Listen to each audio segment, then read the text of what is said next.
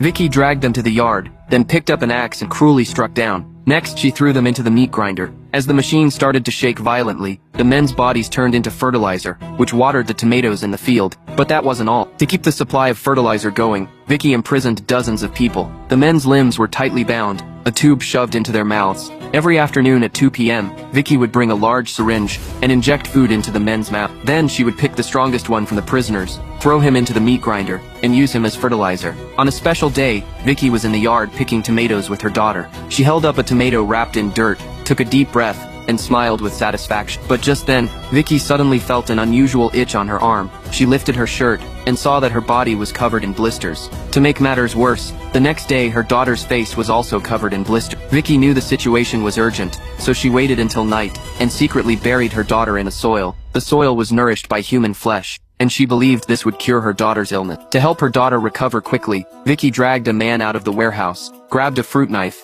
and cut off his wrist. Blood dripped down her arm onto her daughter's body. Vicky hoped this would cure her daughter's